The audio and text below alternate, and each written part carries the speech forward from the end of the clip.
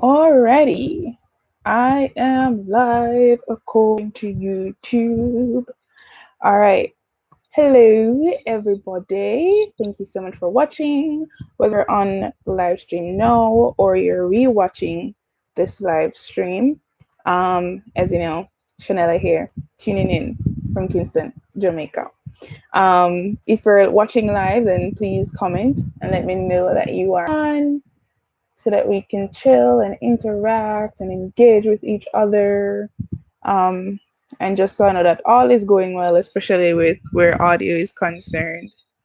But yeah, so today's live stream is going to be a question and answer live stream. I did ask if you guys have anything to ask me. I did put these out on my social media um, platforms like Instagram, and I got a few responses that I'm going to be answering today. But if you guys have any additional questions you'd like to ask, then feel free to let me know as well. You can just drop them down below, and this can be questions about anything, really, literally anything. Today's live stream is just so that I can engage and just, you guys can learn more about me, and I can potentially learn more about y'all. So, yeah, that's what today's live stream is all about. All right, so I'm just gonna get right in. I'm not gonna hesitate any longer. And I'm gonna go with the first one that I'm seeing here is, what is your job role at CVM? So as you guys know, I work at CVM TV. I work for the morning show, and actually my role there is I'm a producer assistant. So hey, hi Jaleel. I'm a producer assistant at CVM, so that is my one of my roles, actually. There. All right. The next question. Hello. The next question is, how long have you and Capo been dating? So, so this person knows a bit about my personal life to know that Capo is my partner's nickname. Um, we've been dating for over a year and a month, now. It's a year. It's over a year. I've been dating for over a year. I can't remember the exact same time. Honestly, it feels like it's been forever, but it's been over a year. Hey, I can't stop the show. I'll send it. Okay, moving on. How do you stay pure? Oh, hallelujah, glory be to the name of Jesus. Staying pure. I guess it depends on what you call staying pure. I don't feel like I stay pure, to be honest. I feel like I try my very best to honor the Lord, both with my body, in my words, in my deeds, all of that. I try my best to. And I feel like that's how I somehow try to achieve that. But I mean, for everybody, it's not like this one thing where you can look at somebody and be like, okay, so this person is without sin, this person is so pure, like they've never done, like, no, it could just be like a thought that passes through your head. And I guess it's just really understanding that, we're all sinful, and it just takes God to really help us. So we're staying pure is concerned. If I fall, I just try to always get back up. It's not always easy, but I feel like the key to like getting to that level of pureness, if that's a word, is to always get back up, to always remember that this is not where it ends. You can do better than this, and that's the key. So yeah, I hope that answered the question. When do you see yourself getting married? um Boy. Okay. I don't know. I mean, I would say let's go on a limb and say maybe a year from now or a year and a half from now. I don't know, but I mean, definitely not this year. And even if I should say, okay, next year, it's probably going to be like in the latter part of next year. Um,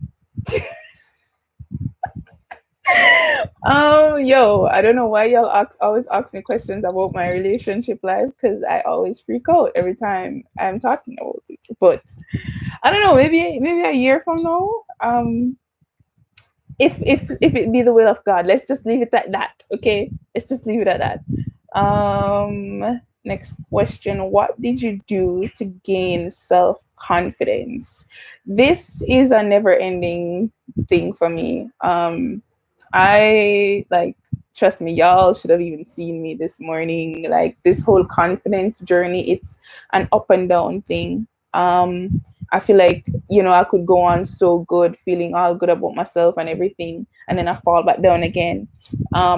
So like I feel like just over time, just really accepting my flaws and accepting myself and where I currently am in life, trying to just understand it is the key to gaining self-confidence. Because I feel like once you reach a place where you accept yourself, you accept where you are, you know that you're progressing, then just being confident in that you're doing the best that you can is the first step. Um, to self confidence. And it's not easy because we always fall in the comparison trap. We see all these people doing exactly what we want to do, and they're doing it better, or it's perceived that they're doing it better, and you tend to doubt yourself. But it's really just getting, I feel like, just because you have a moment of doubt doesn't mean that you are like not confident, or you have low self-esteem or something like that. I feel like it's just something we all go through. It's human nature, and especially when you know what is inside of you, you can do better. Sometimes all of that gets really clouded in your mind. So it's just understanding who you are, where you are, and knowing that you're doing the best that you can, and just trusting God with that and that progress. So yeah. Next question here says, describe your ideal romantic dates. Back again with relationship questions. My ideal romantic date, oh boy, I don't know. Like, I am not the heels, tight dress, go out to a restaurant type of girl. Like, I'm down for that, but I don't know. I think an ideal date for me is maybe walking on the beach during sunset, or um, having just a nice little talk somewhere surrounded by nature, probably, and just really getting to know each other away from all the distractions and the heavy makeup that's going to keep you distracted throughout the night. So I feel like I would enjoy. Hi, Kali. Thank you so much for coming on. It's a question and answer live stream. So I'm hoping I'll get to know you guys more and you can get to know me more. So if you have any questions you'd like to ask, differently from what I'm reading right here, feel free to just ask and let me know. But I was just answering the question on what's my ideal date. So I was saying I'm more of like a picnic, beachside, chilling type of girl. Like, I think that's very romantic. Just not being distracted by anything, just getting to know each other and just vibing on each other's energy. Like I dig that. I dig that type of, bond. Um, Next question. What is faith in your own words? Believing for the unknown, or believing for what you can't see or what no one else can see. I feel like that is faith. I'm going to cook, so maybe I'll come back. All right, sure, no problem. You can always catch us on the rebound too. Cook for me and you, especially during this Easter holiday. But yeah, faith to me is seeing what can't be seen, and believing for something that no one else can see. That is faith in my eyes.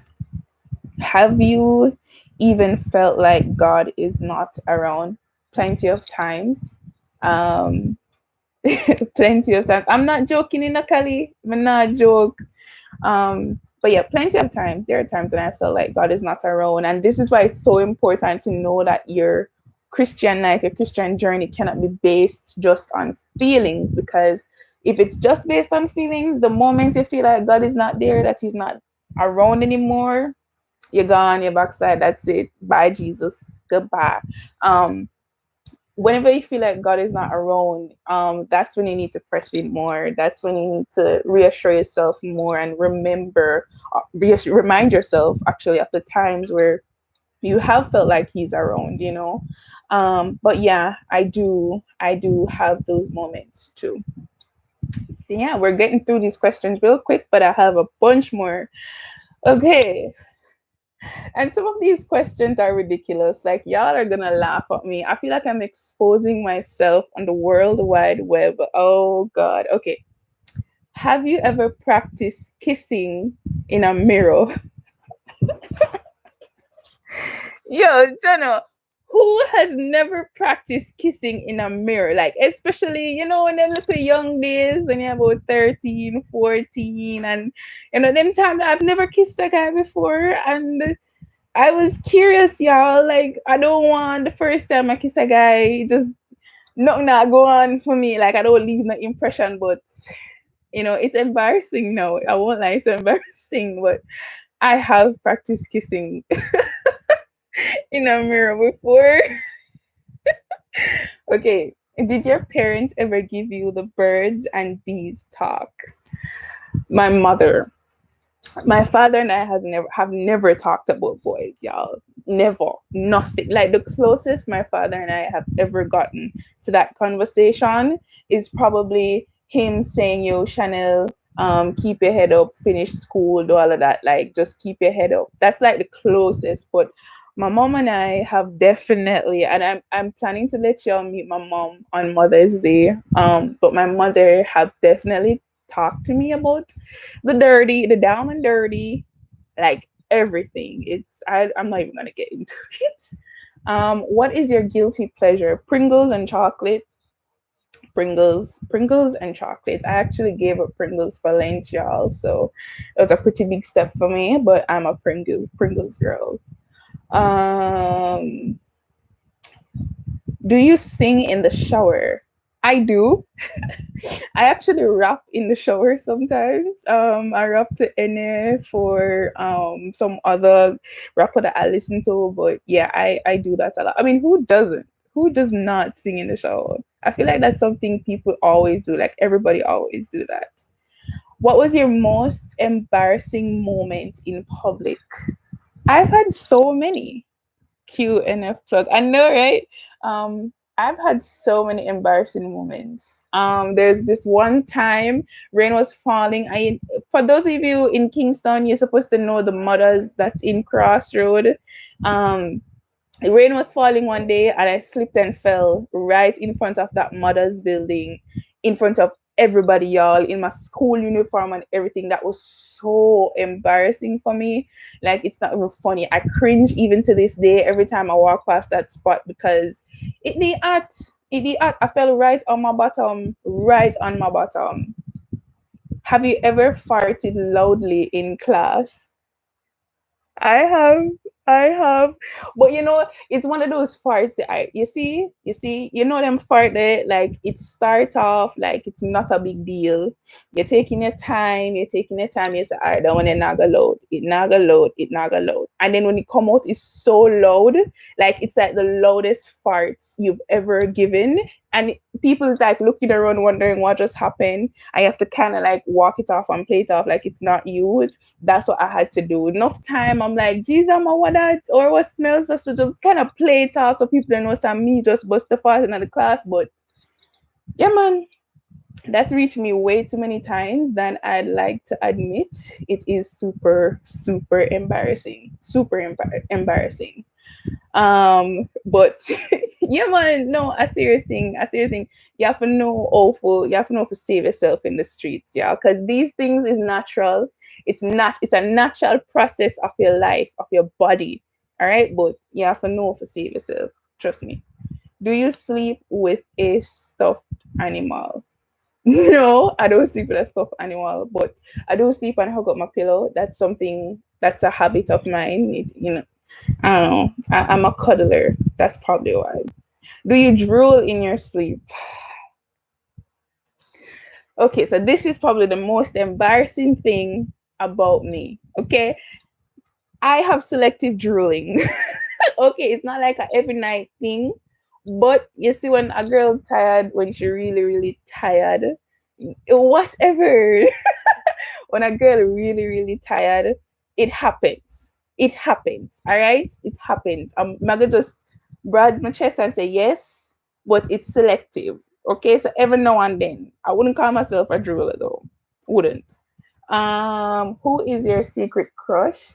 I don't have a secret crush. I have a boyfriend, so he would be my crush. Unless I mean like a celebrity crush. Do I have a celebrity? I don't. Do I? Hmm. I don't know. I feel like I haven't been watching. Hey, see, I'm not the only one. Shana, I'm here for you, girl. I'm here for you. Don't let them judge you. Don't let them put you down. Don't let them put you down, girl. Okay, we can get through it together. All right. But yeah, I don't have a celebrity crush. It's probably because I have been watching a lot of movies lately. Um, so I don't have a celebrity crush. Yes. Let's see. Hmm. What gives you the most hope for the future? Hmm. Knowing that we're not in control. I feel like if there was like no God, I don't know how people would hope. Like, and that's something I don't understand. Like, I don't know how atheists manage, because if you don't believe in God, if you don't believe in nothing, like, what exactly in this world do you see that gives you any form of hope for a better tomorrow? Like, it just don't make any sense to me at all. So I'll definitely say that what gives me the most hope for the future is just knowing that God is in control and not mad, because some of we crazy. Some of we down here is crazy. Trust me. What else do we have here? Check the question. Hmm. Tell a moment in your life you knew God was real. Okay, so this is probably going to be a little story time. Let me make sure get comfy. So, a moment. This is probably like a testimony too. That I. What's the question?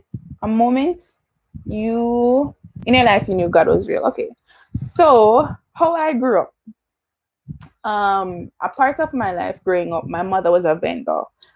She was selling on the roadside in Crossroad. If you guys know Crossroad Market, then it's that same Crossroad Market. She had a bar on the inside, and on the weekends, especially on a Sunday, she would move to the front, out on the front where the Spanish Town taxis park, and she would sell food. Like, she would cook and sell food, and she would cater to the police officers and the soldiers. And for a good while in our life, we were out there, every weekend. I'd have to be out there with her. And so my mother was a vendor. I grew up in Crossroad Market. Okay, I always tell people like I grew up in a bar, because before my mom started selling food outside at Crossroad, she would have her bar up and running. So you don't know, say my girl grew up. I listen to the oldies, them sleep on the fridge top, and every time somebody come for a drink, should have to wake me up so I could come off the fridge. Sometimes I'll sleep on the crates, them, the empty bottles, them in the crates underneath the little counter. But that was basically life for me, for a good number of years. And during this time, she was sick. She wasn't so well. And struggling with money, struggling with trying to find a place to live. And if it was not trying to find a place to live, it's trying to have electricity at home, water at home, like the rough life, basically the rough life. And people will look at me today and be like, "Oh, girl, you grew up in a cherry gardens, the prim and proper, stushy." I mean, I may be stush, but I know about life, and I know what it is to not have it.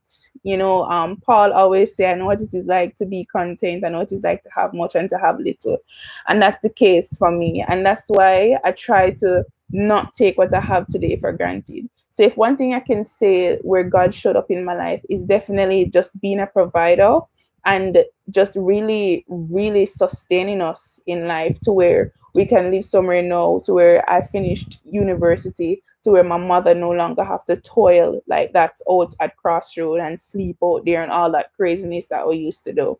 So I would definitely say that that's my biggest testimony.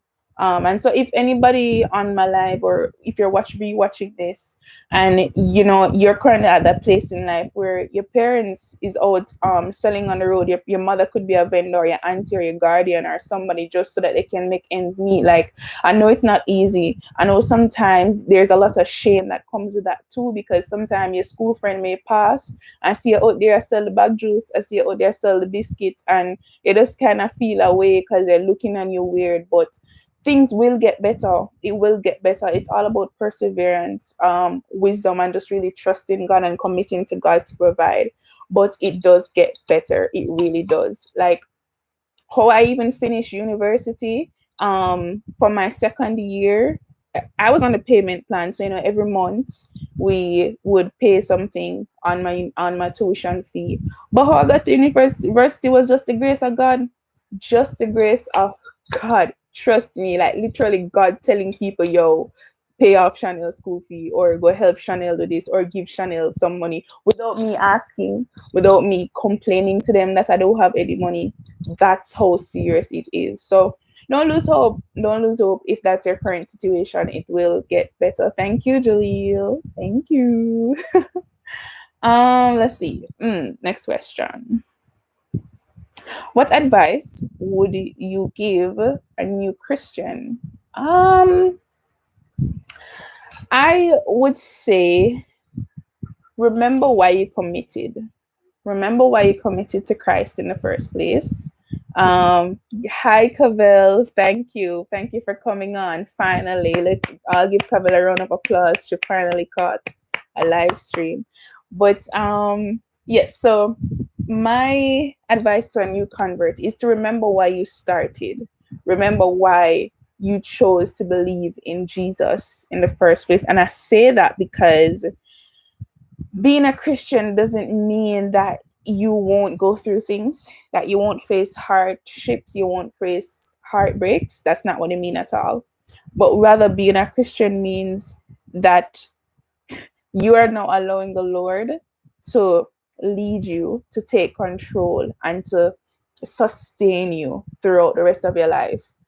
Um, Remember why you committed in the first place, because that will keep you. It's a testimony of what God did for you that will keep you in the end. And that's why the Bible says that because of his goodness, because of his righteousness, we can't help but to love him. We can't help but to just reach out to him, to want to be with him. So I would definitely say that's my number one advice to a new Christian. Remember why you committed. Remember why you fell in love with Jesus. That's so, so important. What is one song that has really impacted your faith journey? Maybe not song, but group. Y'all, I've been Maverick City is the GOAT. They are the GOAT. If y'all don't know Maverick City, please Google them after you come off this live stream. Like, Maverick City is the GOAT. I love Maverick City. McLean Large. I see those eyes. I don't know if McLean is your first or last name, but your name say a large. So welcome to my live stream, sir. Thank you for joining on. But yeah, I love Maverick City, y'all. They have a song called The Story I'll Tell. And they've been putting out a lot of one. I was listening to Jira this morning, and that one wrecked me. It was so good. It was so good. Hey, Nicole. So for all the new persons coming on, I'm just answering some questions that people have submitted to me, and some generic ones too. So if you want to ask me a question about anything, feel free to do so. Some of them were really personal, but feel free to do so. But yeah, I've been really loving Maverick City. Really, really love it. What else do we see here? Patrick! Hi, Patrick. Thank you for coming on. If you notice, the tone of my voice has changed because I'm now talking to you, Patrick. Thank you for coming on. It was nice seeing you last week, by the way. Okay. Tell about a time you've been hurt and how God has brought you towards forgiveness. Okay. Okay. A time I've been hurt. I don't know, say this is going to some man story because that's probably the most common one to talk about. It's probably the most relatable one. But y'all, your girl have gone through a couple heartbreaks. Maybe I would say two probably is the most, but yes, it was fast.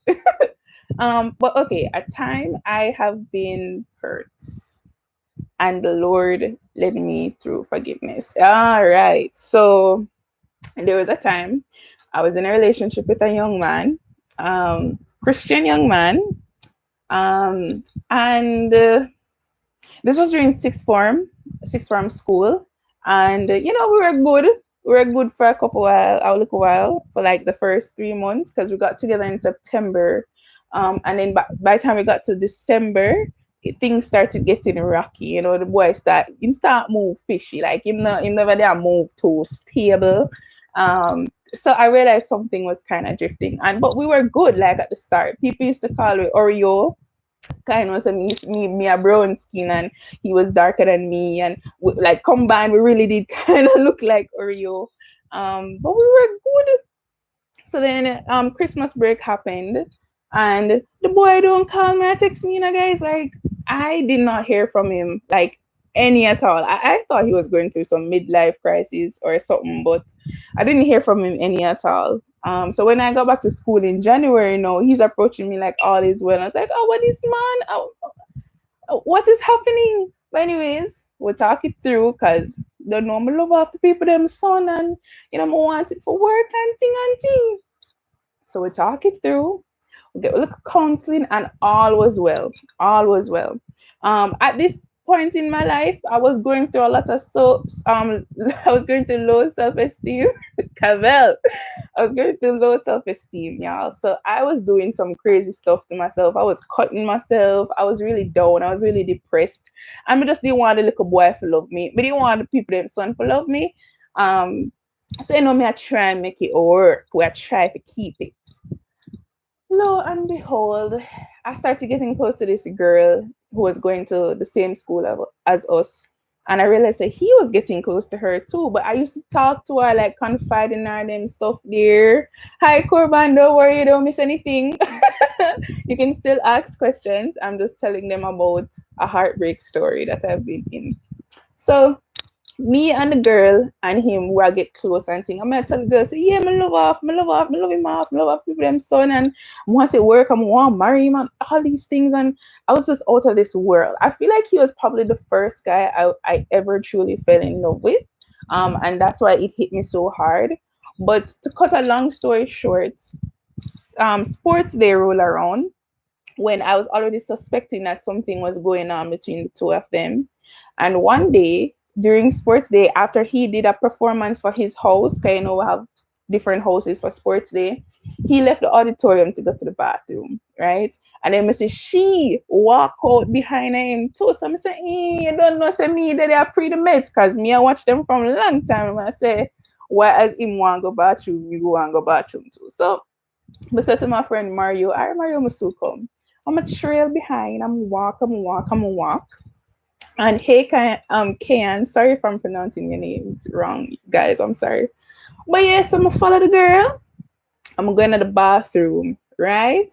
I'm going to the bathroom. I lay with them, because you see, in order to go to the boy bathroom, you have to find the girl bathroom first. So I lay with them in the bathroom, and there's a mirror, there's a window in the girl bathroom that you can look through and see kind of down the hallway. And there's a water cooler, and just a little hallway and a water cooler there. Somebody there, me I watch me I pray, me I watch me I lay with. And when I look, I see him stand up at the water cooler. And then I see the girl appear at the water cooler too. So I say, okay. I this near bathroom. Somebody there, me I wait till me I wait come here. It's like my blood a boil, because it's like I know what's going to happen. I know where they are going. I know where they are going. I'm say, all right, I just want to see. Just want to see. When me take a stop, me see og bus first. Me say, me see hand I run go down our curves. Me say, me see hand I reach bottom. Me say, what you saying? So me say, I'm then I keep. Me say, so me I go and wait, me I go and wait, me I go and wait. When you look, when you look, me see troops bus. Me say, okay, me understand. Now me get it. Now me get it. Wash my hand, dry my hand. I'ma take my time. I'm a serious thing, no joke, no joke, y'all. After me done tell the girl I'm love off the boy and everything, and the boy tell me say, oh yeah, me and all these things, and me I be the one who I freak out and I be jealous over the two of them and nothing not going, you know. So when them come out, I walk out the same time with them and I saw we meet. So me I come from the girl bathroom, them I come from around here, so and I saw we meet. So when we reach them, I say, congrats on your relationship, guys, and just continue walk off. Hear him run her back. What is she talking about? Someone just said, congrats. So my blood are boiling up because listen, guys, I don't fight. Okay? I don't fight. I mean, I believe in a fighting over man or nothing. To be honest, I was more upset at her than I was at him because me tell the girl some love off the boy, and she go and she put her dirty mouth on him. So I'm upset. So go back in the auditorium and big stone for two. Go back in the auditorium. I'm gonna say, yo, Mario, I want my bag. I'm ready for leave. I'm ready for leave. Like, I go, I'm ready for leave right now. So Mario said, no, Chanel, calm down. I want going because nobody have seen me like this. But you know, my heart a break. It a broke up. It a broke up. So I said, no, I'm ready for leave. Like, no. Him come round and she come round. Chanel, what is happening? What is happening? Guys, I don't know what happened next. I exploded. I just know some start shout. Next thing I know, like one stone reaching on my hand, and a she alone must see, I'm just ready. I'm just like I was so ready for fight this girl because I'm just like, you were my friend. You were my friend though. What you want to do on him? I was so hurt. I want big meeting keep the day because sports day mash up, nothing not going because quiet Chanel, wanna trouble nobody. All of a sudden ready for fight, a ball out her eye, and I was so humiliated because everybody look for me, everybody just don't know say yo Chanel get bun. And I want our good friend them do it. Like I was humiliated. But we had a whole girls meeting, the guys them have a meeting too. I mean, I tell you, boy, it was crazy. It was crazy, and just going to school the next day after that, you know, say yo, you got everybody a murmur, everybody a whisper, everybody a gossip.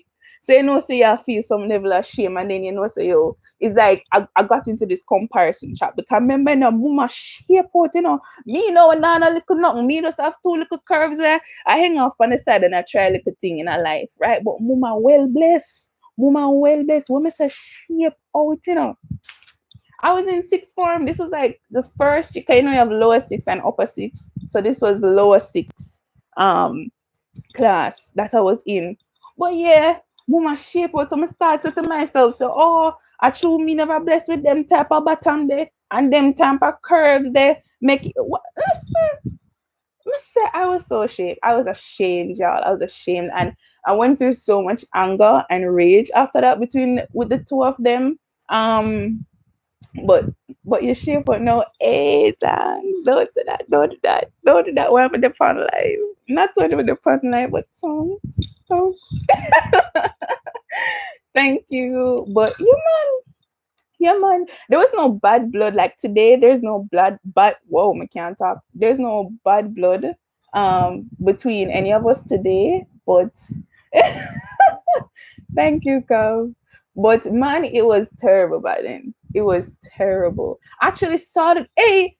Okay, so here's the next part to the story. I actually saw the girl, the same girl, just the other day. I think it was January. I was coming from halfway tree. I'm in a taxi, and she enter the car, like the taxi stop, and she come in with her KFC cup like this.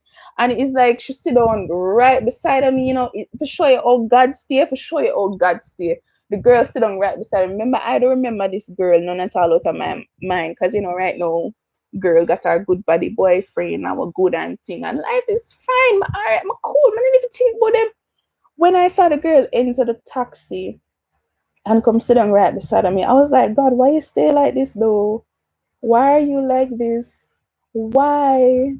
Like why? And she never recognized me. 'Cause thank God for mask. Thank you, Jesus.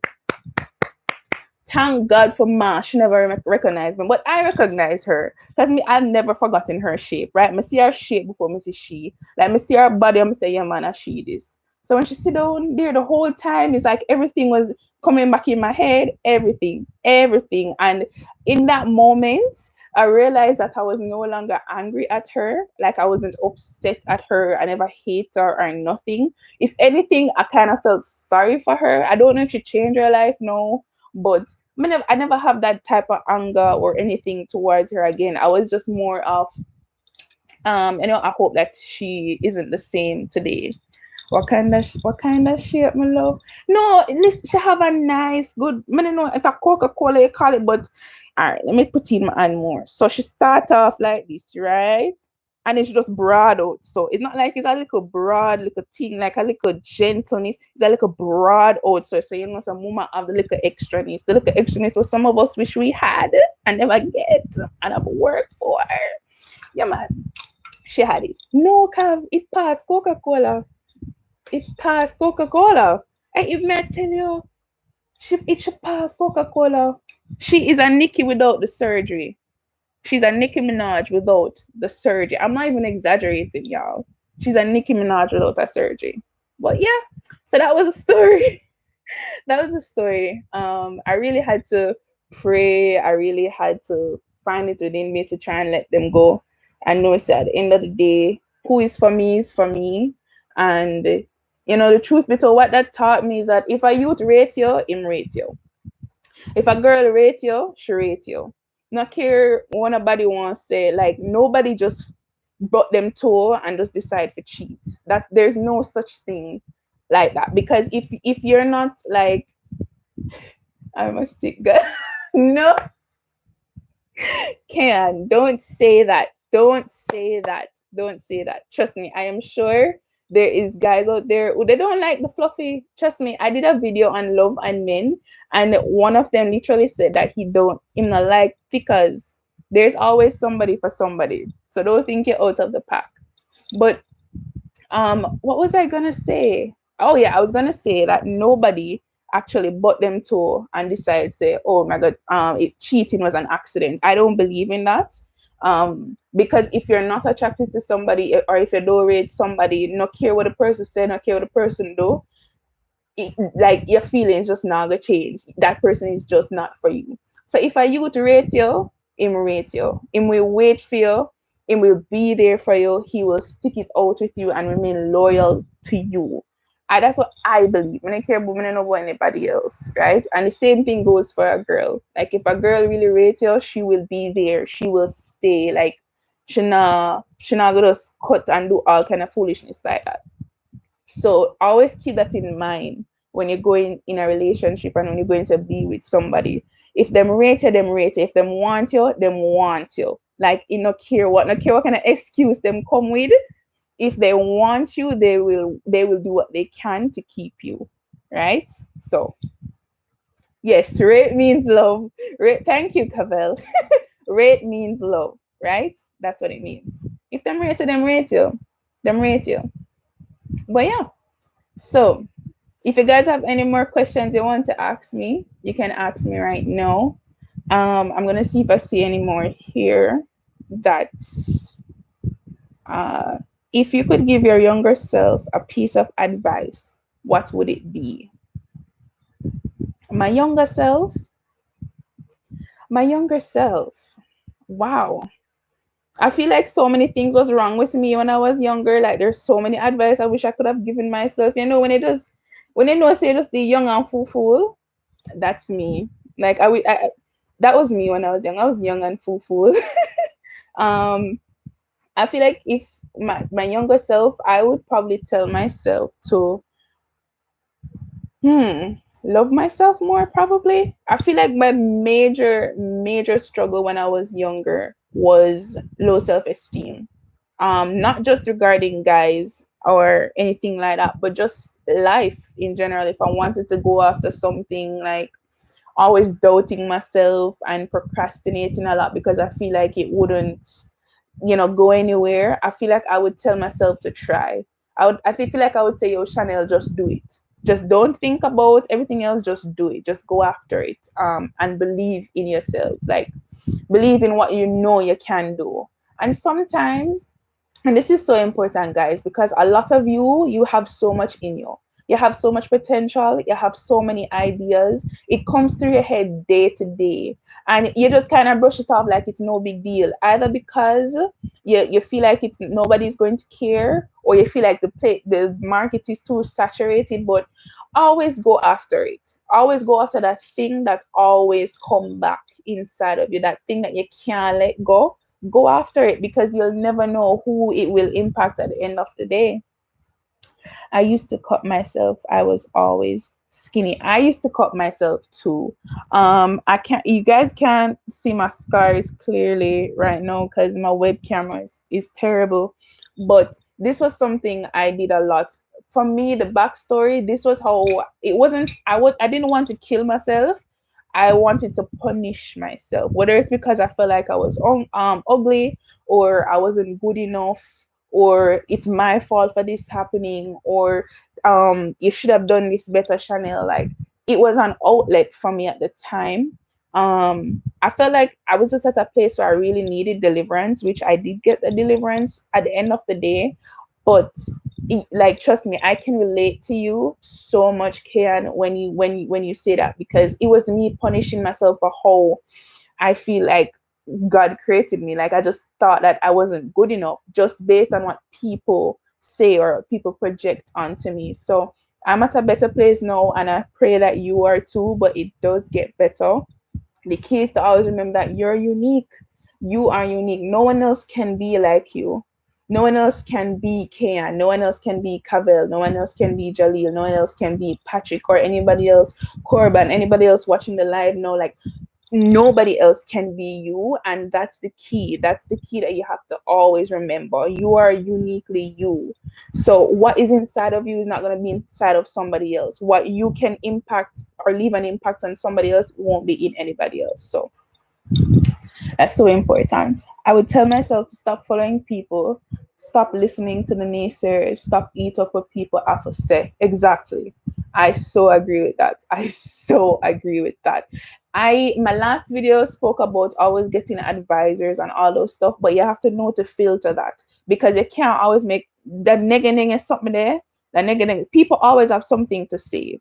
People always have whether it's negative or whether it's thing they're positive, people can always run off their mouth, and you have to know how to filter all of that.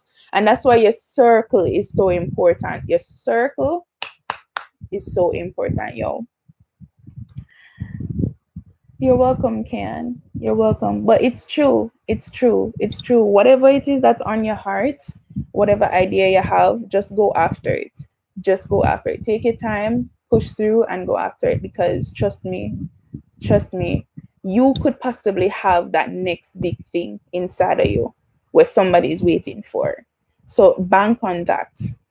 How you found your talent? I'm 18 and still didn't find mine. Girl, you're lucky you can't find yours. Sometimes I feel like I want, and I don't say this boastfully. Sometimes I feel like there's so many things I'm interested in that I don't know what's that one thing that is for me. So on a level, I can understand, but I would say start with what interests you. So what do you find interesting? Let's start there. You may not know what's that one exact thing. Maybe it's a whole range of things in different categories, but I'm sure there's a way to integrate something. So let's say, for example, you love taking photos, um, and you feel like you'd be interested in marketing. What can you do to tie in both of those things? I feel like as we get older, as time progresses, as new things are being innovated, um, new niches are coming out on the market, and new opportunities are coming up because people are seeing new problems to be solved. And so you find a mixing pool of different talents that are now coming into play that you may have not seen years ago. An example of that is social media. Like all of a sudden, somebody could have a talent to do social media. Okay, so you said you public speaking, and I love animals. Want to be a vet. So okay, have you ever thought about being like a online consultant, whether it's through YouTube, whether it's through Instagram? You can choose any platform you want. Let's say you choose Instagram, right? You can do IG reels, like you can go live and talk about tips for animal lovers. So you can target, Shih Tzus are probably the most common dogs in Jamaica. You can say, okay, join me for IG as I give you some tips on how to train your Shih Tzu poodle or to train this type of dog. And you can create that space where Jamaicans or people in the Caribbean or internationally can come to you to get that consultation. So one, on the side, you are a vet by profession. So this is one way to even get clients to come to you for you to take care of them animals. And at the same time, you can integrate that public speaking through the different platforms that you choose to go to. So and this will open even more opportunities for you both internationally and locally. So I'd say if that's something you're really, really, really, really serious about, then start with creating that space. So because you have to build that credibility. So create that space, create that page on IG, learn whatever you can right now. You can do some simple things just to get people into the page, get the conversation going. And then as time progresses and as you are learning more about being a veterinarian and such, you can build your brand more and people can start coming to you. So it can be a blog, it can be IG, it can be YouTube, it can be Twitter, whatever one you feel like you would want to, interact with the most, then I'll definitely say that's something you can look into. So we have to know how to be creative with what we know we can do or what we believe we want to do. So if you see an industry and you say, okay, I feel like I want to get into this industry. I want these same benefits. I want the same skill. You get yourself certified and think, no, you have to think, what can I do differently that will make me stand out? And that's the key today. So figure out how you can make your talent pay you. It's not easy. It takes a lot of work. And there'll be times when you'll be very, very, very discouraged. But you have to remember that initial vision, because if you don't believe in your own self, then others is not going to believe in you either. So pray about it, put it before the Lord, and develop that strategy so that you can progress, so that you can get into whatever it is that you want to do. So yeah, I hope that gave you some ideas when it comes down to your talents and how to monetize it, or to really just um, figure out what to do really. But there's so many things today that we can all do. I know it can be overwhelming sometimes. How do you know he is the one? My, oh my, Lord is sweet. Yes, Jesus. Here's some more questions. You're welcome, Ken. Okay, so let's start with Kavel's question and then you go to Nicole's question. How do you know he is the one? Boy, I want to say if God don't say it, ain't nobody else gonna know it. I feel like Jaleel, stop it. Okay, how do you know if he's the one? Let me start with just you as a person, right? Because there's so many ways to answer this question, and I'm trying to not give you the religious response where, girl, God will tell you, girl, God will this, God will that. Because I personally believe if God not take away your choice to choose him to be saved, why he would have come down from heaven and say, him gonna take away your choice for who your husband is gonna be? I would say knowing if he's the one, you have to know what that means for you firstly. What does the one look like in your eyes? And yeah, everybody's always saying don't just go by a checklist, but you do need that checklist, because as a woman you have to know what you want. I always tell people around me, especially in a relationship, if you don't feel safe, that's the number one red flag. You're supposed to feel like you can rest with this person. Apart from them leading you in the godly sense, you have to feel like you can rest with this guy. You have to feel like you can rest with this girl. This person is supposed to be a home, supposed to help edify you, add value to your life. And you're supposed to have that peace. When this person leaves your space, then you're supposed to constantly think, oh my god, I wonder if him gonna cheat on me. I wonder if she gonna cheat on me. Like, there is some level of security that I believe a woman will feel, that will give her that sense that okay, this person can potentially be the one, and the rest is just left up to time. As sadly as that may be, the rest is left up to time, because you won't know somebody after a month, after 3 months. It takes time to know somebody, so it takes time to build that relationship. But that safe thing, that is it. But this is a hard question. I won't lie. Knowing if he's the one, it's not the easiest question to answer, both spiritually and physically. But you have to know what the one means for you first. All right. How do you maintain confidence as a woman of God? So, do you mean confidence in terms of me and how I see myself? Or do you mean confidence in my work or relationship? Maybe you mean confidence as how I see myself. I guess against what culture defines confidence. I don't know if that's exactly what you mean, but I'm gonna go with that question. Um, so confidence for me as a woman of God versus confidence, or versus the worldly confidence, how I see myself. All right.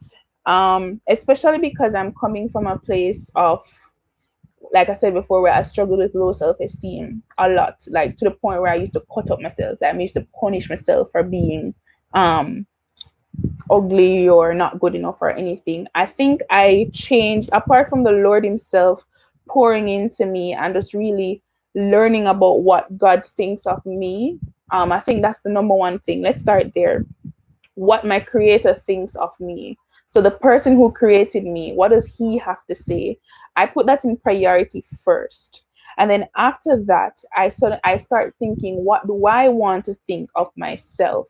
And so I had to change my perspective from all the negative things about myself to what I ended up liking about myself. So I would say, okay, Chanel, I like your smile. Chanel, if you really put yourself to this, you'll do really good. So I started like focusing my energy more on what I liked about myself. But you have to be careful with this too, because you don't want to be too what's the word, conceited with it. But it's super important to love yourself and to be in that space, because if you don't love yourself, you can't love other people. It's biblical. So for me, one, knowing what the Lord has to say about me as my creator, and two, um, knowing what I like about myself. And honestly, reaching a point in life where, I don't know if this is just something every adult will go through, but I feel like I've gotten to a point in my life where I realize that there are just some things that we think are so important when it really is not at the end of the day. Like when life hitting you and you have responsibilities dealing with, and you just becoming an adult and growing, you realize that there are just some things that you used to put your effort in and worry about what people would say or what people would think, that really isn't a big deal at the end of the day. And you sort of learn how to cut yourself some slack, because the more you grow, the more you encounter people, you realize that nobody is perfect, no matter how you see them perceive themselves online or on TV. Like, I work in broadcast, guys. A lot of TV personalities, I see them and I realize that, yo, We are all messed up in some way. Trust me. So I feel like getting to that place of understanding that, it's not a big deal. It's not a big deal. So what? I don't have that like her. So what? So what? I'm still living. She cannot do what I'm doing, and I can't do what her doing. So you have to know that you're in your own path. You are your own person, and just go along with that. And if somebody's coming in your way, where they're trying to tell you that you need to be that person or be like that person, then you have to know to put your foot down for yourself and say, listen, I am in my own path. I am me. Yeah, I may not be the best in this area, but I am growing. So how you talk about yourself and how you talk to yourself is important too. So don't take away all the negative talk where you used to say, say me I that or me I this, me I that. Instead say, I am growing. I am learning. This is not the easiest area in my life, but I am learning how to navigate it and I am getting better. So you have to watch how you're talking about yourself too, because what you say and what your ears pick up is that's what you're going to believe at the end of the day. So a lot of introspection will have to be done, and being gentle with yourself and knowing that things take time, and that includes loving yourself, especially when you know you can be a better version of who you are today. But it's all a journey. It's all a journey, and never let anybody put you down for where you are right now in life. You're growing, and that's what's important. All right, I think I have a next question. Have you found the one? Just look what I'm thirsty. Mm, you're welcome, Nicole. You're welcome. Have I found the one? I would love to believe I have. Um, so right now I feel safe. Um, I cannot talk about my relationship without blushing. I feel like I have. I feel like I have. I hope. I'm praying it goes all the way, y'all. I'm praying. I'm praying. I'm in a long distance relationship, so it's not easy. There are hard times. There are good times, but I'm praying it all works out. I am going to be fully talking to you guys about all the details soon. We're just waiting on a couple things to come through first before, but I would love to believe that I have, but we're still learning about each other. We're still trying to understand each other. And as time progresses, then we'll know. The key is to not rush, especially in a relationship. The key is to not rush, to take your time, because it takes time to even know yourself. So you're not gonna know your partner in 2 days or 3 months. Like, we're still trying to know who we are even right now. And we've been living what, 20 years, 18 years, 17 more. So it's going to take time to learn and know about another person. But yeah, he's a very sweet guy. He's a very sweet guy, very respectable, and I love that. Um have you been hurt by friends or felt neglected by them? If yes, how did you deal with it? I have. I have more times than I would like to admit. Um, there are different kinds of hurts. I've had friends hurt me in terms of, pardon me, being with my partner. I've had friends who betrayed me, actually, either tell a lie or framed me for something from high school days up until now. And there are times where I do feel neglected sometimes. And sometimes when you feel like you are the strong friend, when you're the strong friend, the one who everybody can come to for encouragement, for upliftment, for advice on something. You're the friend that's always there. Sometimes when because you're the friend that's always there, because you're the one that's always being like uplifting others, you don't want to put too much of your burden on other people. So a lot of times you don't tell people what you're going through. And even when you do feel like you tell people what you're going through, they probably don't take it as serious, because in their mind, you're the strong friend. You got this. You're good. Um, but there are times where I felt neglected, like nobody really remembers me because I'm good, or maybe because I'm putting out YouTube videos, everybody think I'm good, I'm fine. And I try to tell myself, sometimes maybe I should be a better friend to people too. So trying to, check in on everybody in the midst of all the craziness of life, just saying, how are you? But feeling neglected by them, it's not easy, especially when you hold this person in such high standard and high regard. It's not easy at all. It's very hard. It's hurtful, and you don't know how to approach the person and say, "Hey, I feel like you're not being there for me." But the truth is, a good friendship is one where you can talk about these things. You should be able to kind of have these type of conversations, and if you're not at that stage yet, and you feel like you're getting to that stage, then by all means go for it, because this is how you'll see the heart of the person you call a friend. So if the response is saying, girl, you're just being crazy, like how could you say that? I don't understand, like I'm always here, like okay, don't do that, I don't want to hear nothing. Then obviously you know that this is not somebody you can invest your time in. Hi Opan, I hope I pronounced your name correctly. That's not somebody you can really really depend on like that if you can't have these intense conversation and become truthful with each other. So when I was feeling neglected, or whenever I felt like I neglected a friend, I would approach them and say, first up, hey, I feel like I'm not there for you, like how you'd want me to, or hey, I feel like nobody, like I feel like you're not there, you're not asked for me, you're not asking how I'm doing, like I don't feel like I can rest with you as a friend right now. And we talk it through. We talk it through. And sometimes it won't always go the way you want it. And it's just because God was just revealing to you in that moment that this person is not for you.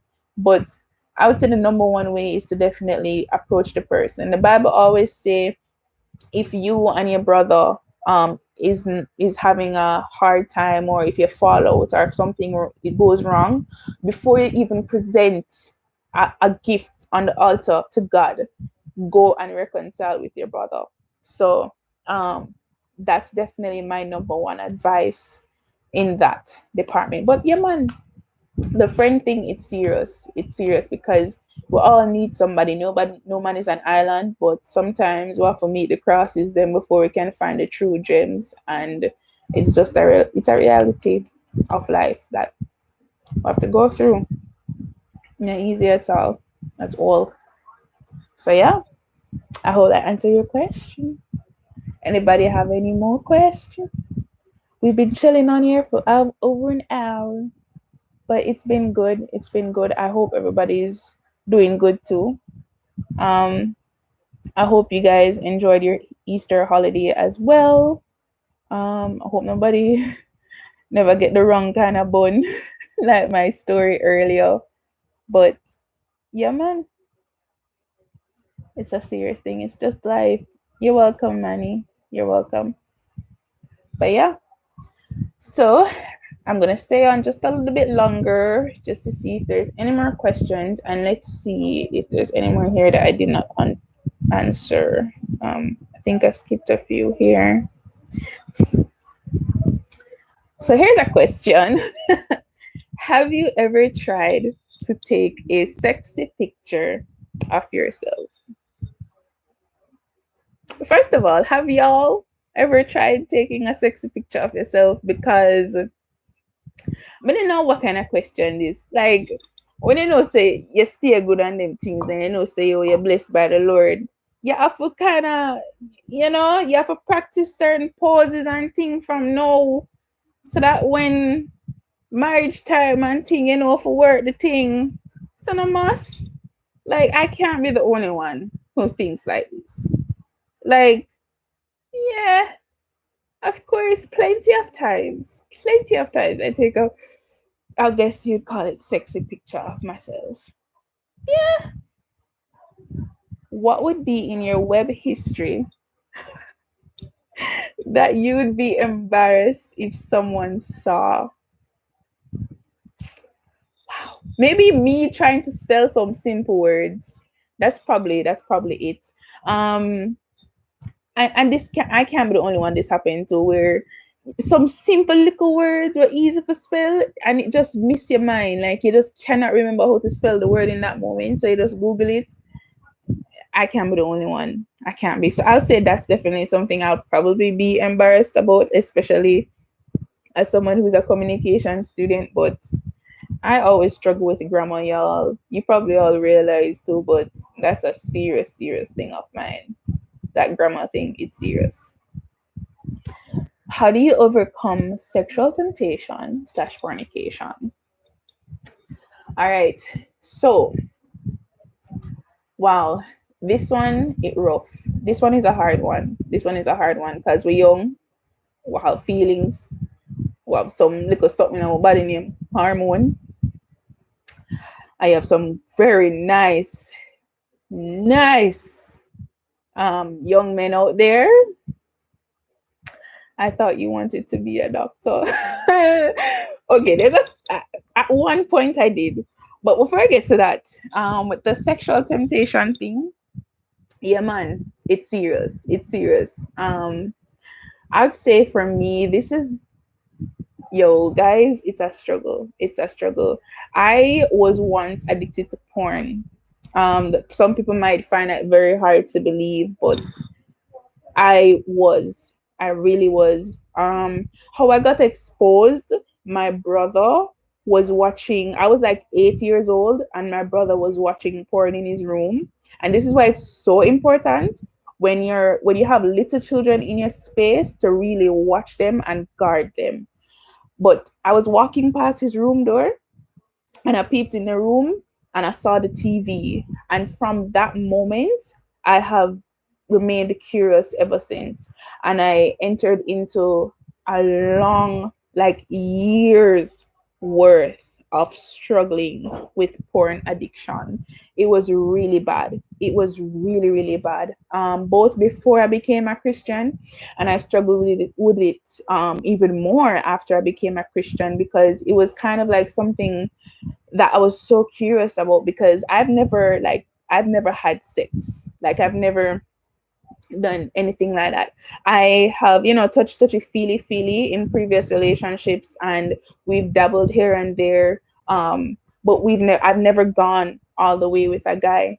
Um so it does happen and I say all of that because I want you to understand that no care how perfect a person may seem on the outside, we all have these struggles. Whether it's just going on the road and thinking of your partner in a certain way and you have to kind of stop yourself and be like, stop it, stop it, stop it. It does happen. It's a real thing. So don't feel like you're the only one in this place, whether it's porn, whether it's masturbation, whether it's trying to hold out because you know what sex feels like and it's hard to like hold out right now. It's everybody goes through these things. So let's start there. How I say I overcome is one by identifying my triggers and being very transparent with my partner about it. So you have to know what get you going. And some of us we may not know, like we're still learning. There are certain things you may not even know say would get you to that place. But there are some things that you do know. So say if him shoulder brush you the way you're gone. If him call you a certain way with a certain tone of voice, I hate that. You're gone. So you have to know what your triggers are, know what gets you to that place, and from you know that, then you know what to avoid.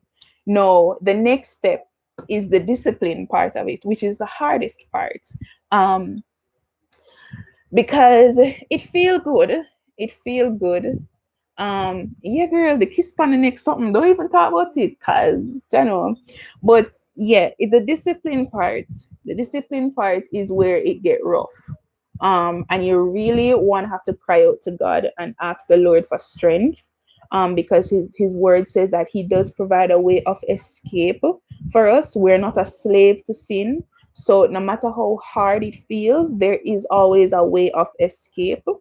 Um, so it's really having that willpower and that discipline to avoid it at all costs. There will be times where you slip, it happens, but you have to get back up and say, okay, next time I know don't talk so long on the phone. Next time I know we're on turtleneck, the next time we're gonna meet each other. So if anything for one, the little material, it just just yeah.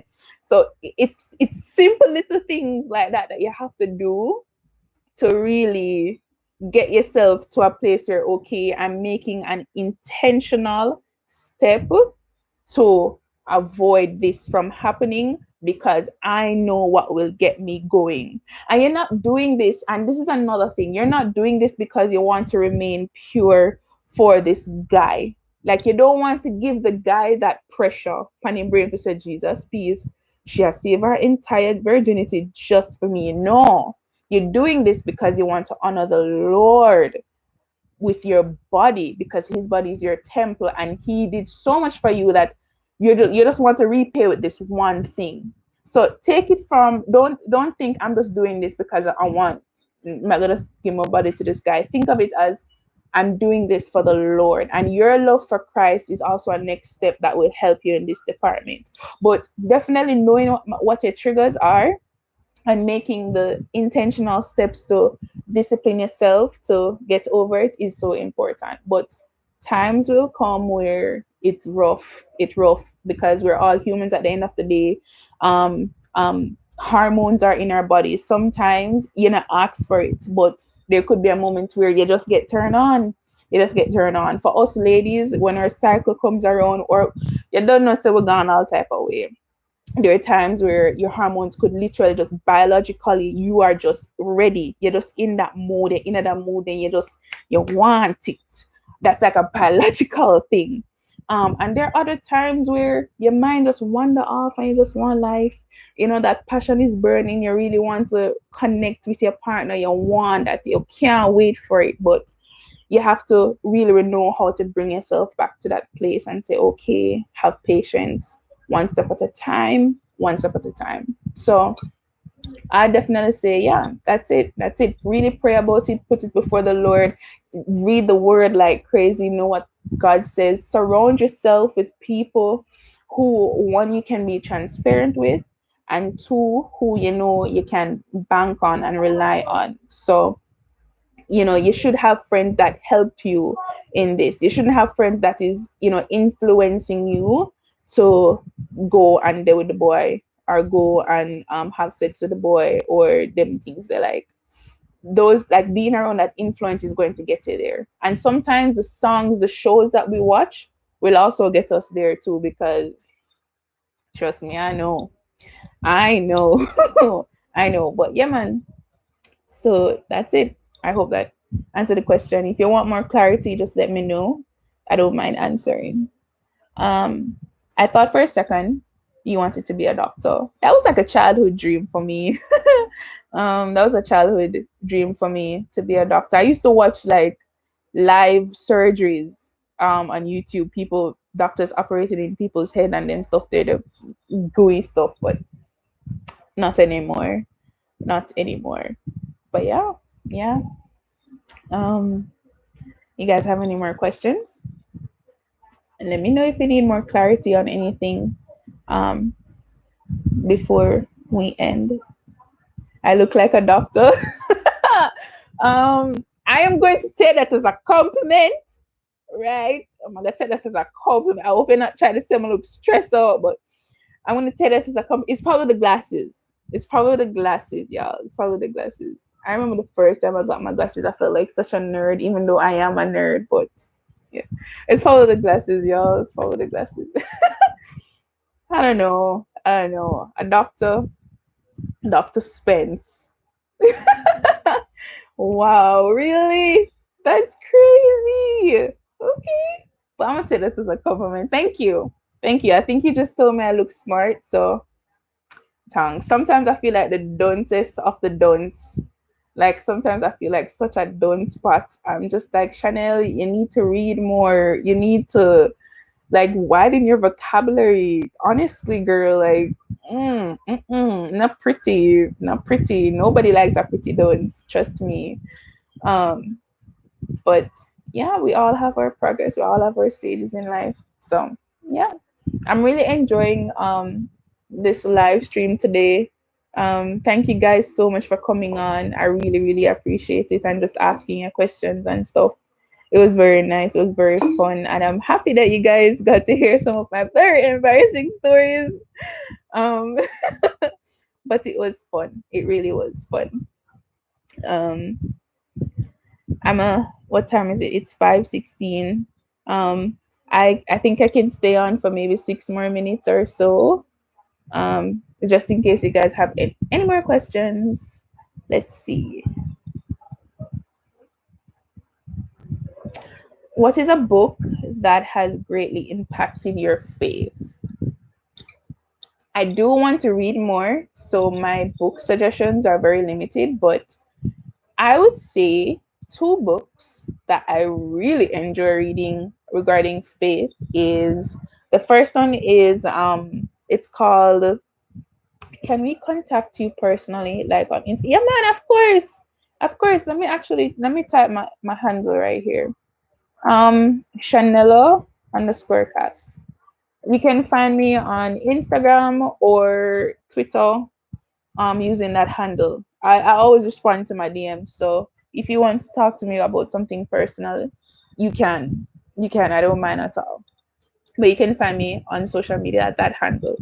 Yeah. So I was gonna say the two books that I've read before that I really enjoyed. The first one is called Killing Jesus. It's a crazy title, but I got it when I went on work and travel 2 years ago. Oh, sorry, Mrs. Milch. I'm so sorry, guys. Trust me, I have proper etiquette. I'm so sorry. But anyways, it's called Killing Jesus. It's so good. It's so good. What I really love about the book, it's not just based on scripture, but it's based on scientific evidence that they have gathered over the years to prove prove or disapprove Jesus's existence. So for somebody, if especially if you're questioning whether or not Jesus was a real person and all of that, it's a good book to read. It's called Killing Jesus. I was brought to tears at the end of it. It was so good. That's a good book that I would recommend. And the next one is about it's about leadership. It's by Dr. Miles Monroe. I think it's called The Spirit of Leadership. I think that's the name. I really enjoyed that read by Dr. Miles Monroe. It touched on some serious revelations that was in the Bible that I've never saw before, that I've never seen before. So yeah, those are two books I would recommend you try to check out: Killing Jesus and The Spirit of Leadership by Dr. Miles Monroe. So yeah, is belonging to a church necessary to be a true follower of Jesus? This is a tricky question. It's tricky because we are the church. Um, so when you say is belonging to a church necessary to be a true follower of Jesus, that's like a trick question. We are the church. Where we gather is just a building. So that's number one. I feel like that even answers the question, to be honest. Um, and I also don't think there's anything known as a true follower of Jesus. I think you are either a Christian or not. In my mind, there's no gray area. And I said this before because a struggle is different from a choice. So if you're just struggling with something in your faith, fine. But if you are choosing a particular lifestyle, then you're not a follower of Christ. Not care, oh, nobody say, oh, them love God, them this, them that. Um, like you're either a follower of Christ or not. All right, Ken, I'll check it out after the live stream ends. Um, so there's no such thing as a true follower of Christ. Jesus says, um, Jesus says, you're either with me or against me. So you Adventist, I am, but really struggling. I am actually I'm not an I don't go to an Adventist church. I go to a Sunday church. But I don't like okay, so for me the labels and all that, it's not much of a big deal to me at all. If I believe if you want to worship on a Saturday, worship on a Saturday. If you want to worship on a Sunday, worship on a Sunday. I feel like people should be allowed to make that choice according to their own conviction, and they should not be judged because of it. So for me, I am not an Adventist, but I do not do that thing. I'm not those type of Christians who will say, "Oh, you're not Adventist, so this means that or that." Like, no, nothing like that. It's about the heart. And so I know you said you're really struggling, and I feel you. I really do. So I was just going to touch on that point where I said it's about the heart at the end of the day. So even though you're having a particular struggle, and you're working on it, you're trying to be disciplined, you're going through all of that. What is your heart saying, and what does God see when He looks on your heart? And that's only a question where only you and God can answer. So if you know in your heart of hearts that you really want God, this is what you really desire, righteousness, then don't give up. I know it may not be as easy, and you feel like you're constantly going in cycles. Like, and I know what it's like to be in that place where every single day you're repenting about the exact same thing.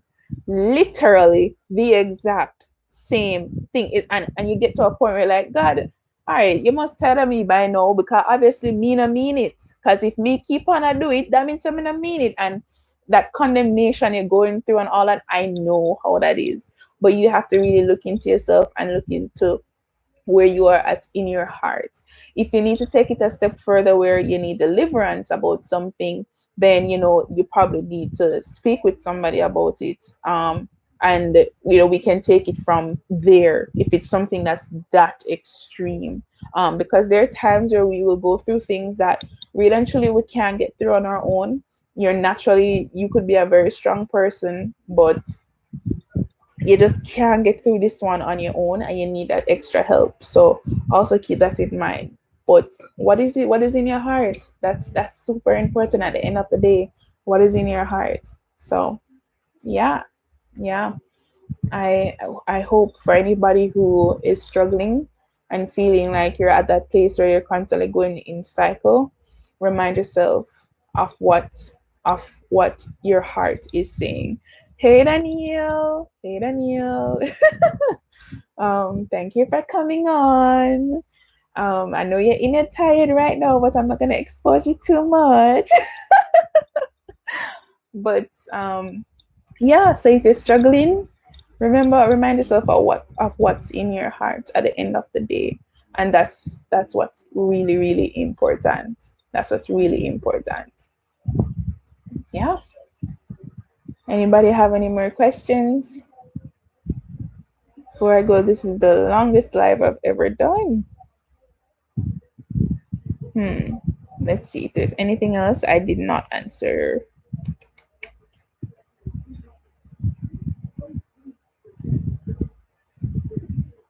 Let's see. Have you ever had a wardrobe malfunction? All the time? All the time. Don't worry, Daniel. I'm not. Don't worry, Mrs. Lord. Mrs. Lord, I'm not gonna think there. I don't think the day of worship matters. I don't think so either. It doesn't. It really doesn't. Like I said, it's just what's in the heart at the end of the day.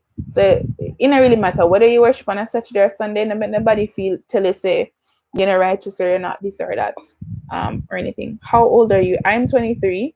I turned 23 in February of this year. Um, so I'm 23. Sometimes I feel like I've been 65. If it was a Tuesday, God still honors it. Yeah, I agree.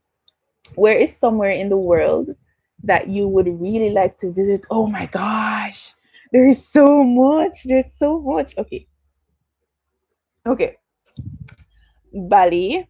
Mm-hmm. My son Whitey, Bali. Anyways, Bali. The Maldives.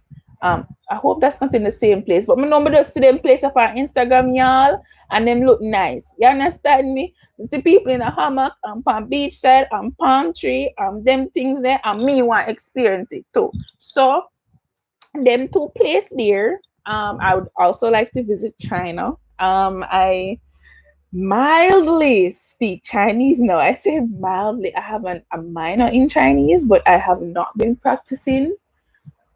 I'm ashamed of myself and I'm trying to change. I really am. But I would like to visit China.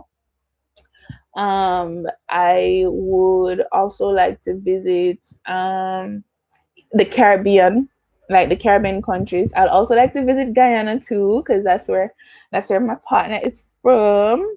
Um, but y'all, I want to visit everywhere, everywhere. Like I just want to see the world. I want to see outside of Jamaica. I want to explore. Like I love traveling. I love being in the airport and smelling the planes and just I love that whole experience. Hmm. Scotland. It does matter, but the world we live in, it's like that.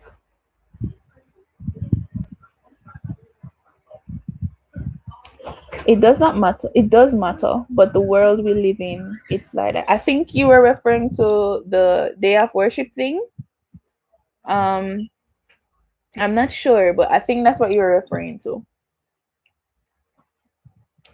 Yeah, I think that's what you were referring to. But for me, where that's concerned, like I just feel like it's for me, it's more of don't condemn a person.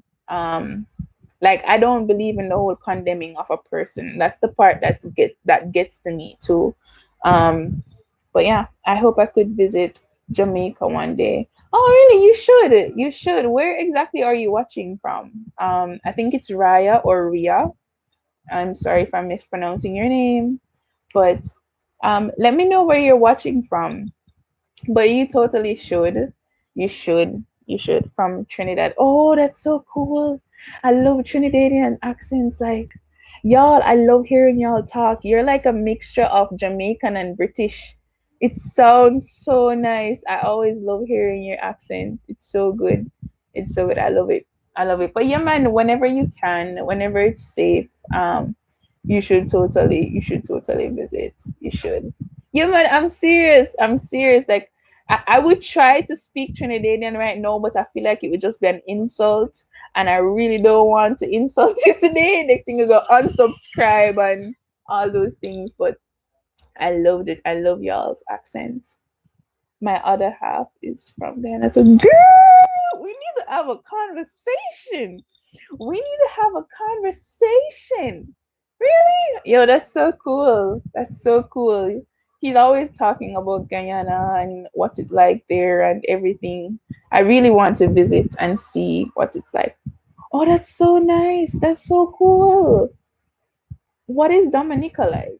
Yo, I need to visit the Caribbean. I really need to. I feel like there's so many beautiful countries outside of Jamaica, and I just feel so limited. But man, where? Okay, so for Ria, what's the one place you would recommend I visit whenever I go to Trinidad? And for Ken, what's the one place you would recommend I visit if I go to Dominica?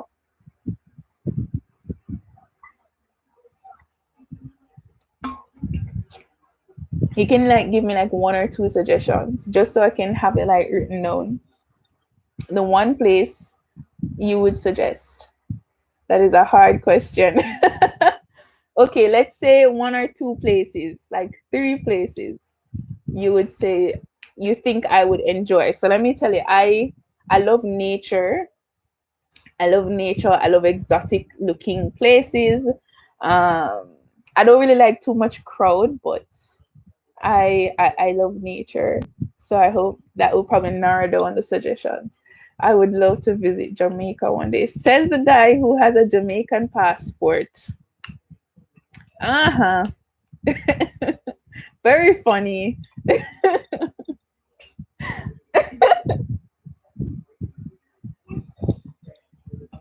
So Kayan says hot water springs. That's so nice. That's so nice. That sound like it we slap out some stress out of my body. Like we should plan a trip. Daniel, Nicole, we should all plan a trip. That's so nice. Okay, so we have hot water springs, and I'm still waiting on Ria's suggestion, who I think is struggling over there narrowing down too many good places in Trinidad. Don't. Where would you recommend for Guyana, Jaleel? Where would you recommend the top what two places we should visit in Guyana? Tocorel, nice. It have corals and it really peaceful. Ooh, nice. That sounds nice. Tocorel. So I'm going to make a note of these places. You have hot water springs and you have Tocorel. Where you recommend in Jamaica? I lived in Trinidad for 4 years. Oh, nice. Look at that. So you probably know where Tocorel is too. Toko far. Like far, like back a bush far, like up in the mountains type of far, or like far away from like the city. Where you recommend in Jamaica? Daniel, why you put me on the spot like that? Okay. Y'all, on my vision board, I literally have staycation up there because I don't know my island and I am ashamed to say, but I would say I would say Jamaica. All right. So, all right, y'all going to have to help me because we really don't know places. Can I just give you parishes? Or do I have to give you like an actual place? Because I don't go anywhere. That's something I'm trying to change right now in my life. Yeah, you're far from the city. Oh, okay. Oh, okay, okay, okay. I see. So it's a good drive. Walipa place. There's so many places in Jamaica you guys can visit. There's a lot of places in the grill. That's really nice too. There's Jake's at Treasure Beach. That's a good place. There's G Jam. There is everywhere in Ochi, for true. There's a lot of places in Montego Bay. Oh my gosh. There are so many places you guys can visit when you come to Jamaica. It's for real.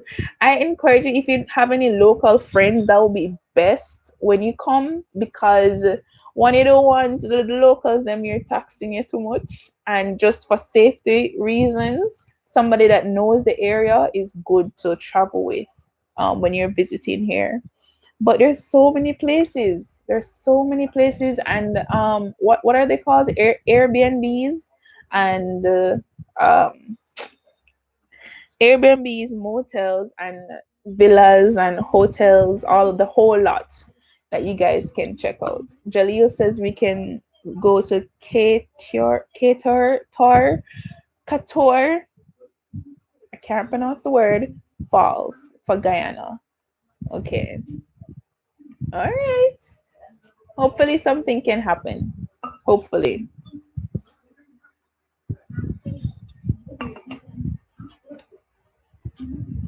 But yeah, so those are some suggestions. All right. I am sorry. I'm sorry. I cannot pronounce the word. Look how it's spelled. Who spells a word like that? You see, I don't understand English now, and I can't be the only one who feels like this. Why the English language can't just be simple? Who spells a word like that? I must get confused. Kator, Kayotor. I can't do it. I'm sorry. I'm sorry. I can't do it. What is your worst habit? I couldn't pronounce it either. See, I'm not alone. I am not alone in this. Say it with the accent. Oh, you don't know. I don't know how to speak in Guyana, but I can try. I can really try. I think this is how they talk. I always try to talk like an African person in hope that this is how a Guyanese will talk. I always feel like a Guyanese sound like a combination of an African and a Trinidadian person. But this is how I think they talk. I am sure this is not how they talk, but this is me attempting to talk in a Guyanese accent. And seen.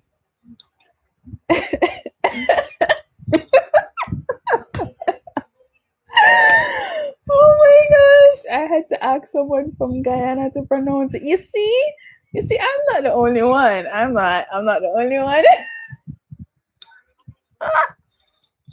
I'm sorry, but that was my attempt at speaking in Guyanese. If you guys would like me to continue to speak like this, I will try. I will try my very best.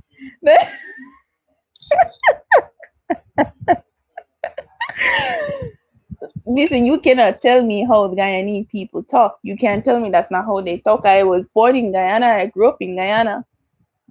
I have family in Guyana. This is how we talk. This is how my type of Guyanese people talk.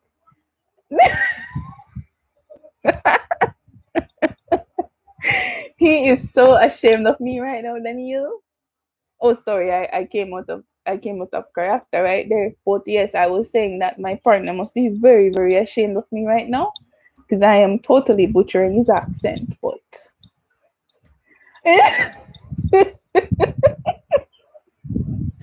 it sounds like Trini and Bejan together. Man, I just know they sound it sound nice. I like hearing their accents. I really do. You know what should be a challenge? There should be a Bible reading challenge in an accent. Like I should do I should do a Bible reading challenge. I should challenge myself to read the Bible in a Guyanese accent in a video. What do you guys say? In either a Guyanese accent or an African accent or a British accent. I should try. I should really try. I should make a note of this so that I do not forget. I really should. I am making up no accent. I am not making up no accent, Daniel. I am telling you, I grew up with Guyanese people. I am surrounded by Guyanese people on a daily basis. This is how they talk. This is how they talk. I am going to I whenever I do the challenge, I'll make sure I show you the progress of me trying to learn how to speak like these people.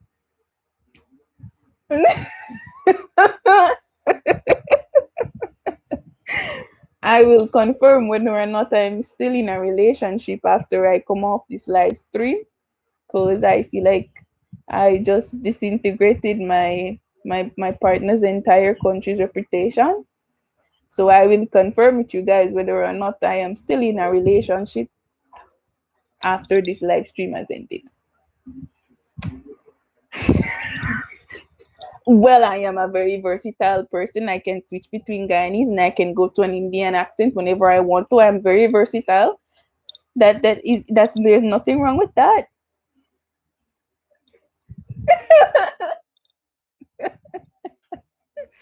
There's nothing wrong with that. Yes, I love when we call upon the Father. We should all call upon the Father. That is what he says we are supposed to do. Call upon him during hard times when we cannot manage. That is what I like that attitude of yours, Nicole. But yes, I am very versatile. I'm very versatile. I will try my best to get this challenge up for you guys where I read the Bible in a different accent. Just tell me the top 5 accents you'd like for me to try. Indians squeal when they talk. They do.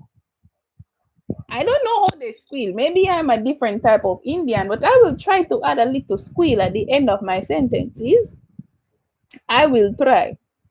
But I want you guys to give me 5 different accents you'd want for me to pronounce or to practice.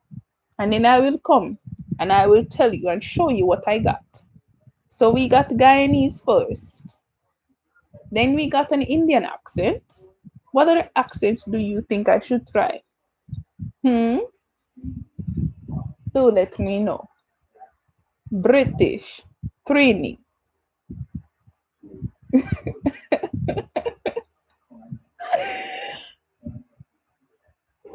Hello, Owen. Welcome to my live stream. You've entered the live stream at a very interesting time of the evening. Guyanese were Dominican. Okay. You know, when I was on work and travel, I had 2 roommates and they were Dominican. They were Dominican. One of them, her name was Yanet, and the next one, her name was Gracie. Gracie. That's how we pronounced her name. So we got British, we got Indian, we got Trini, we got Dominican.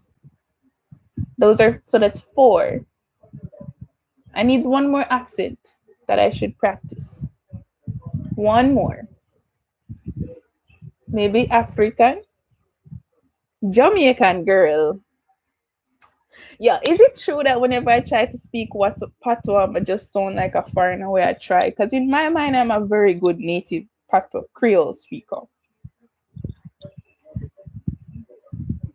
Jamaican, Dominican, Trini, British.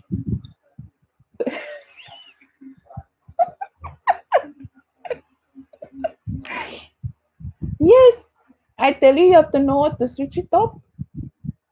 Bajan. All right. Okay. Let me take a picture so that I can always remember. I tell you, you guys think I can't do it? You go watch me do it. You go watch me do it. I am going to practice these accents right after this live stream.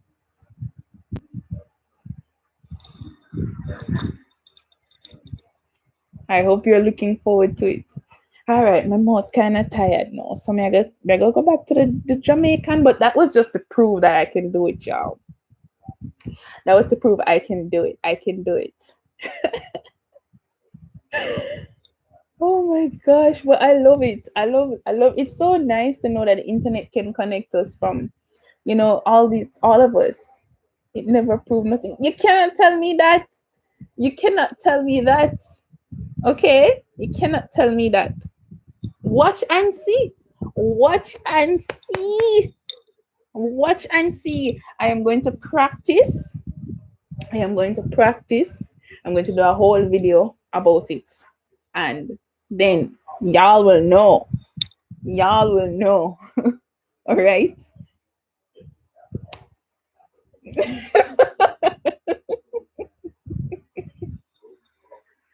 I love you too. I love you too. Okay. I love you too. That was my attempt. That was my attempt. Honestly, the type of bullying that is happening right here. You see, watch and see, man. I'm going to redeem myself.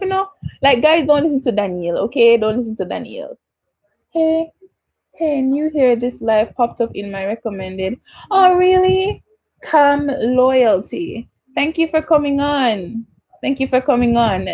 My followers was just dissing me that I cannot speak in different accents, but I'm Chanella, and I post faith-based content here on YouTube. Anything to do with Christianity or just regular empowerment, lifestyle stuff. That's what I do here on my channel. Um, so thank you so much for coming in. And you can feel free to check out my channel. And if you feel like you want to stick around, then by all means, go ahead. Thank you for coming on. But I will redeem myself, guys. I promise. I am going to work on that video. I'm going to work on that video. Trust me, it's going to be out sooner than you think. Trust me. But yeah, we've been on for almost 2 hours now. Just chilling here. Easter holiday ending, work tomorrow, school tomorrow. Ready to get back out there again. I hope everybody will have a good week, a fulfilling one, a productive one, and also one where you can get rest too, even though we got so much rest over the weekend. You should let people come on live with you. I wish there was a thing. Like, how do I do that? I don't think that's possible on YouTube probably, but maybe if I go live on Instagram, then that could be a thing. So like if you guys can let me know. Oh, thank you so much. Thank you so much. I really appreciate it. Thank you. You've seen it on YouTube, really? Huh. I've never seen that. I don't know if maybe I need to add a next camera or something, but I don't know how to let someone come on my live on YouTube, but I guess I'll try to figure it out. But until then, if you guys follow me on Instagram and you want me to go live there so we can like see each other and talk and stuff, then you can just let me know. I've never done live on Instagram before. Um, it was a huge step to even do this here on YouTube. So if you guys would be down for that, let me know. But I'm going to test out that live thing, Danielle. Thank you for telling me, but I've never tried it before. I've actually never seen it before either. So, yeah. So, before we end the stream, if you guys have any more questions, now will be a good time to ask or suggestions or anything that you want me to talk about either here now or in a separate video on my channel. You can let me know. I'm always down for ideas and stuff, anything to help each other out. You can let me know.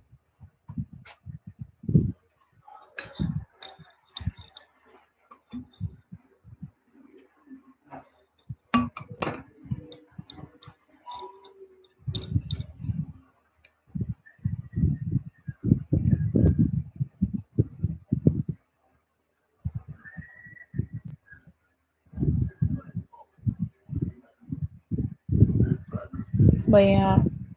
All right. Any more questions, guys?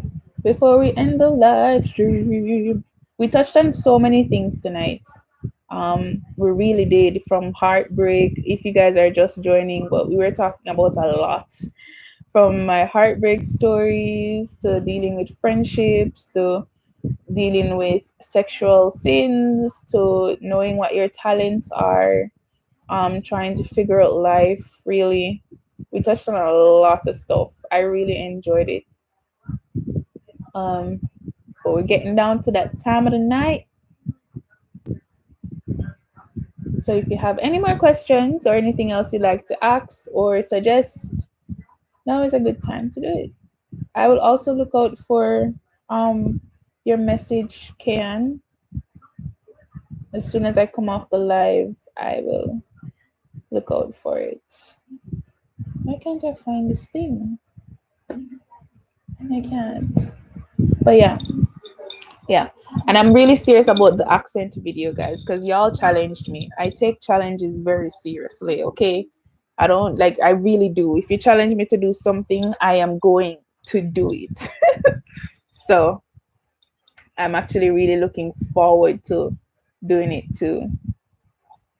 Yeah, yeah, we were talking about a lot of stuff. But I mean, I'm still here. So if you'd like to ask something, then feel free. I can hang on a bit longer and answer your question. I don't mind at all. Can't wait for that video. Listen, on the time for Papa Show, but I'm going to fulfill what I promise. I'm going to fulfill what I promise. Trust me. Trust me. Y'all gonna see. Y'all gonna see. By the way, you should look out for a video from me on Wednesday of this week. I don't normally post on Wednesday, but I am going to be posting a video about non-Christian Jamaican songs that I listen to or like listening to. I enjoyed recording that video, and I feel like you guys are gonna enjoy watching it. I feel like some of you are gonna be shocked too. Like some of you are gonna be like, "What, Chanel? Listen them type of song, them big Christian." So that's something you should look out for this Wednesday. But yeah, man, Daniel, look, listen, is who laugh who laugh last, laugh best, right? I think that's how it go, right? So you just wait and see. You just wait and see. Nicole, don't follow her, Don't follow her. Don't follow her. Just wait and see, man. But come loyalty, if you'd want to ask me anything before I go, you can do so. In the meantime, you soon know, Daniel. You soon know. It's all good. Not while, I am not wilding you. I am not wilding you at all. At all. I'm so ready for this. So ready.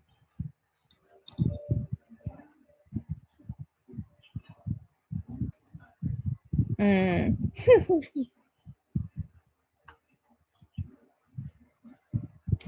How do you know that you have a strong relationship with God? This is a serious question here. Um, it's serious because we see what is portrayed in the public to um, describe or what looks like somebody having a strong relationship with God. Um, and I feel like it really comes down to one, what your personal, I guess you'd say, experience is like. So for me, like, I know when I'm lacking. Like, I know when I'm far. I know when I'm not pressing in. Like, you can feel that missing piece. There's like an uncertainty that is there. And I feel like, and it's so different from when I'm being consistent and constantly pressing and constantly talking to God. Like, like, there's a difference that you feel. But sometimes you could be going through different seasons where you and God are really good, but God is just silent and you just feel like you're far. And when you're in those type of seasons, it really comes down to your experience with God, your previous, yeah, like your testimonies with Him, that will really help to clarify some things. I also want to say, I also want to say that it's not a feelings thing. Like, we can't base our relationship with God based off on a feeling or feelings, because feelings will change. So it's not like a full-on credible source to say, yeah, I feel the sparks, I feel this today, so that means that me and God good. I think it really comes down to, yeah, the heart of the person, the heart of the person. But the Holy Spirit does give everyone their individual conviction. So if you feel like you're at a place where God is saying, I want you to come closer, like, yeah, press, yeah, pray, yeah, talk to Him and think, but there's just something itching on the inside of you to say, just come a bit closer, then maybe that's the Holy Spirit saying to you personally, come a bit closer to Him, press in a little bit more, spend some more time with Him. Some people will say that, God will use you more. Sorry, some people say God will use you more. Some people will say, oh, when you're close to God, you'll prophesy, you'll do all these things, which is true. But at the end of the day, God shows up for everybody differently, and God speaks to everyone differently. So your relationship with God is so personal and intimate that I feel like when you're far, you'll know, based on that conviction from the Holy Spirit. So it really just boils down to your personal relationship with God. Try to not compare yourself too much.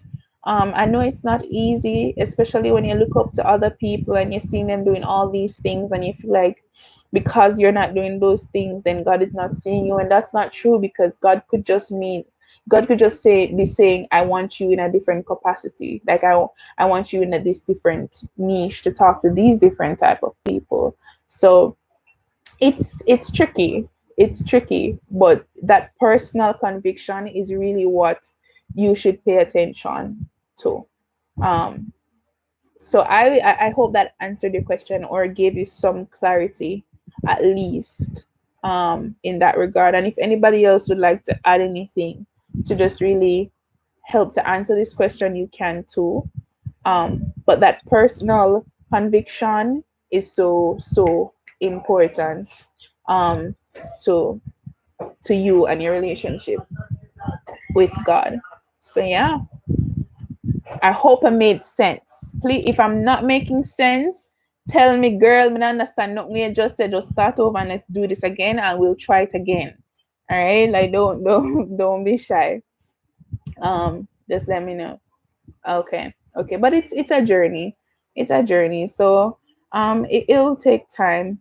It'll take time. Trust me, it is. But just always remember that he sees you, he knows your heart. And that's the important part. As long as you're doing what you have to do to reach out to him. Because it's a relationship. If you don't spend time with the person, you're not gonna get to know them, vice versa. So it's the same with God, the more you work on it, the stronger it gets. Yeah, definitely, definitely. That's it right there. The more you press, the more you reach out, the more you do what you know you have to do, the stronger it will get. The more the Lord will come into your space, will talk to you more.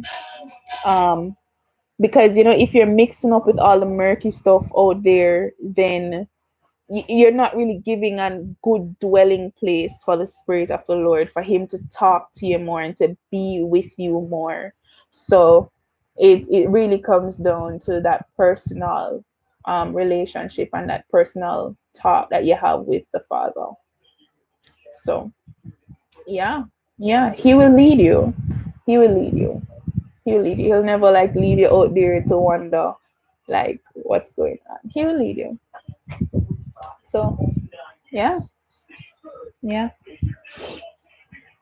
Well, it is 3 minutes to 6, guys. Um, my mother, you probably hear her in the background. I ball out my name, Chanel, come for the food. Um, but I enjoyed this live stream. I really, really did. I hope you guys did too. I got some good video suggestions.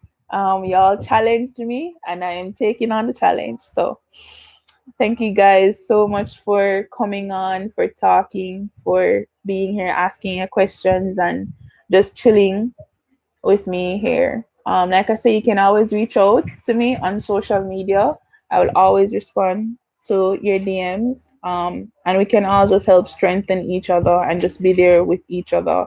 Um, in whatever way we can, the struggle is real, and I know it's real, and life comes at you and it gets hard sometimes. And when people in a space not really understanding, then it's very important to have additional help. So yeah. Daniel, behave yourself, okay? Behave. Okay, if y'all wondering why I'm saying that, Daniel goes to my church, okay? She's a little troublemaker, okay? I'm going to report you to your husband. But yes, you guys can always reach out.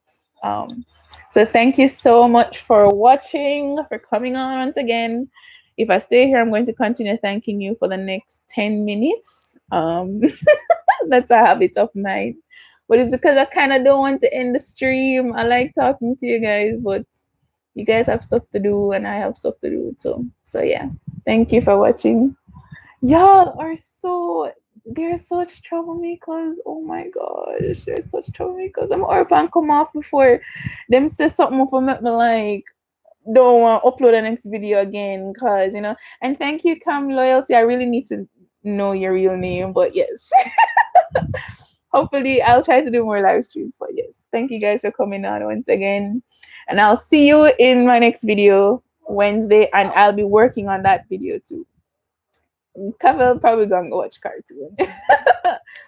See you later. I really don't want to end, but yeah, I really have to.